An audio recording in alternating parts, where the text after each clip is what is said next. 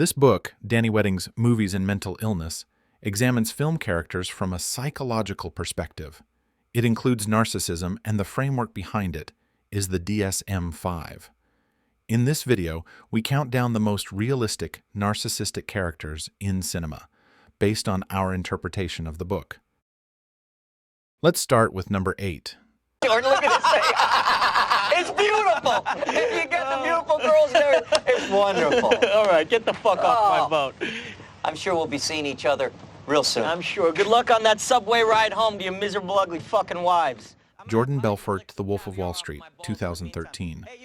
A Long Island stockbroker builds a massive brokerage empire through fraud, manipulation, and excess in the 1990s. His rise is fueled by charisma and ruthlessness, creating a culture of greed and hedonism among his employees. The film chronicles the disintegration of boundaries, legal, ethical, and personal, as wealth becomes both weapon and addiction. Belfort possesses an almost supernatural ability to sell, not just stocks, but himself. He weaponizes charm, turning every interaction into a performance where he controls the narrative. His life operates without a ceiling. More money, more drugs, more spectacle, as if restraint itself were a form of failure. Clinical research identifies what psychologists call grandiose narcissism with antisocial features, a combination of inflated self-image and disregard for social rules. Belfort demonstrates the narcissist's core deficit, an inability to perceive others as fully human. His employees, his wives, his clients, all become extensions of his own narrative. What makes this portrayal clinically accurate is how Belfort never truly learns. However, the only flaw in this example is the blurred line between substance dependence and narcissism. Pretty darn angry. I don't want to be made a fool of, you know? You hear me? How? Excuse me. Are you talking to me? Jasmine from the 2013 movie Blue Jasmine sits at number 7. After the collapse of her wealthy marriage, Jasmine relocates from New York to San Francisco, attempting to rebuild her life while clinging to an image that no longer exists. Financial ruin forces her into ordinary social spaces she experiences as humiliating and intolerable. The film follows her gradual psychological disintegration as fantasy becomes her primary means of survival. Jasmine exhibits clear signs of vulnerable narcissism. Her self-worth is entirely dependent on status, admiration, and external validation.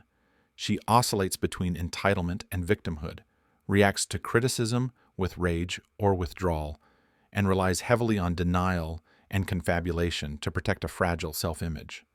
Rather than grandiosity expressed outwardly, her narcissism manifests through chronic grievance, envy, and an inability to tolerate ordinary dependency. According to the book, Jasmine displays a mixed clinical presentation, showing features of both vulnerable narcissism and histrionic personality disorder, particularly an excessive need for attention and validation rather than a purely isolated narcissistic structure. Show me your balls. I don't... Listen. I don't... You got a pair, the kind that men are carrying around. You practically wear them on your sleeve. That's what business is all about. Number 6, Aaron Eckhart's Chad, from In the Company of Men, 1997. Two corporate workers devise a scheme to emotionally destroy a woman neither of them knows. One of them is pretending to go along. The other has been waiting his whole life for permission. Chad represents something researchers call instrumental aggression, harm inflicted not from rage, but from calculated self-interest. Clinically, however, his portrayal remains somewhat incomplete. We see the behavior, but not the fragile self beneath it. The film captures narcissistic cruelty with precision, yet leaves the internal vulnerability that drives it largely implied rather than explored. I know your face. Get out, or shall I call my servant? You're Norma Desmond. Used to be in silent pictures. Used to be big. I am big. It's the pictures that got small. Number 5, Norma Desmond from Sunset Boulevard, 1950. A silent film star lives in a decaying mansion, convinced her comeback is imminent. The industry has moved on, she hasn't noticed. The house remembers what she was. Billy Wilder cast Gloria Swanson, herself a silent film icon, in the role, and the mansion belonged to a real silent film star. When Swanson performs Norma's delusional return to the cameras, she's moving through the physical space of her own obsolescence. Psychologists often describe Norma as presenting features associated with both narcissistic and psychotic disorders, grandiose delusions, a profound detachment from reality, and an inability to process the passage of time. Clinically, however, her narcissism is inseparable from psychosis. The film offers a powerful portrait of collapse, but less insight into the fragile self-regulation that typically defines narcissistic pathology in isolation. I want to know what he's got. Please tell me. Come on. Come on. Come on, just tell me. Just tell me, come on. What's he got better than me? At number 4, Alfie, the 2004 version with Jude Law. A man moves through a series of relationships without ever quite arriving in any of them. He narrates his own life with complete confidence and zero insight. Every ending teaches him nothing. The film updates the 1966 original, transplanting the character from London to New York, but the essential pathology remains unchanged. Law plays Alfie with a kind of relentless, superficial charm that researchers identify as a classic narcissistic defense mechanism, the constant performance of likability, the inability to tolerate genuine intimacy. He's asking for understanding while demonstrating he's incapable of offering it. Studies on narcissistic personality patterns often highlight this contradiction, the hunger for connection paired with an inability to sustain it. Clinically, however, Alfie's presentation stops short of a fully structured narcissistic disorder. His moments of self-awareness suggest not a complete absence of insight, but an ego strong enough to deflect it. The film captures narcissistic defenses with precision, while leaving the deeper developmental roots of the pathology largely unexplored.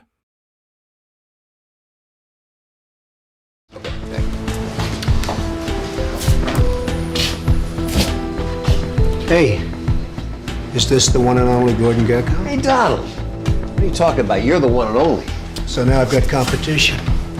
It's a great place to get a haircut. I love this place. I've been coming here since the 80s. Well, the 80s are no longer, Gordo. The world is a tough place. Number 3, Gordon Gecko, Wall Street, 1987. Actually, the scene we watched was filmed for Wall Street 2 in 2010, but it never made it into the final cut. We didn't want to leave anyone out when talking about narcissism. Anyway, let's get back to our topic and take a look at the 1987 film Wall Street. The film follows Bud Fox, a young and ambitious stockbroker who becomes entangled with the ruthless corporate raider Gordon Gecko, famous for his belief that greed is good. As Bud rises through insider trading and moral compromise, he begins to realize the personal and ethical cost of success built on manipulation.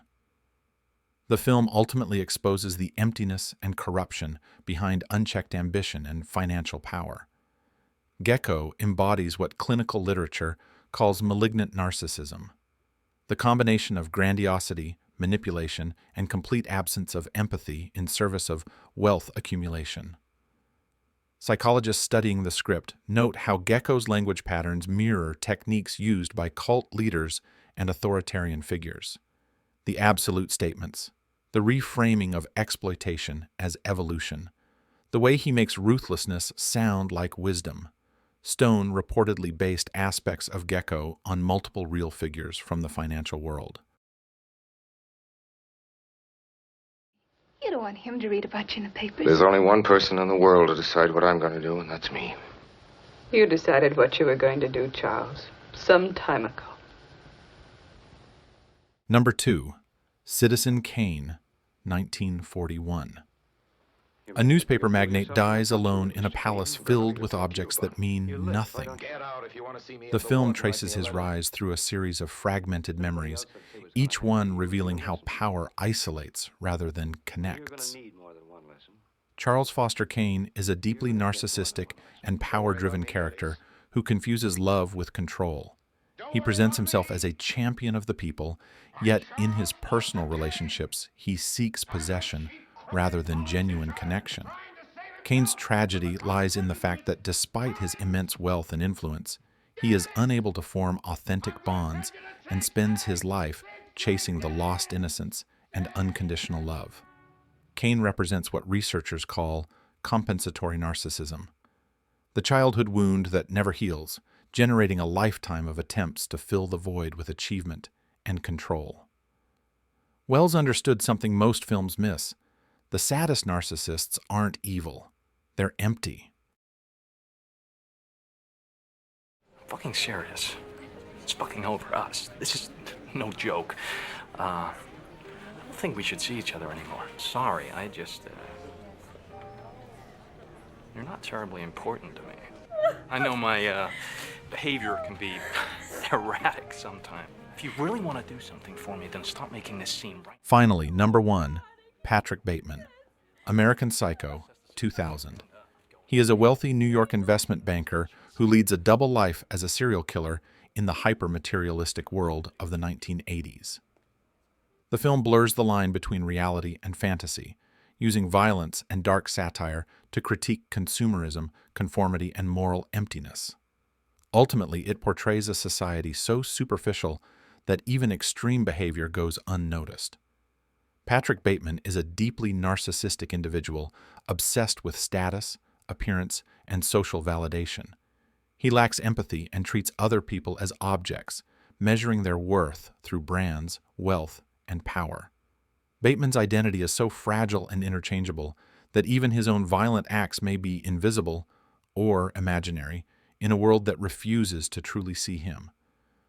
Clinical psychologists point to Bateman as a near-perfect cinematic representation of severe narcissistic personality disorder combined with antisocial traits, the complete objectification of others, the obsessive attention to surface detail masking internal emptiness, the way violence and normal activities carry identical emotional weight. The film operates as both horror and satire, never letting the audience settle into either genre comfortably.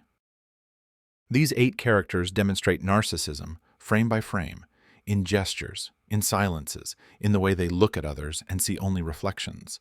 All of them are trying to solve the same problem: how to exist when the self feels like a performance with no audience, or, worse, an audience with no self. Thank you for watching.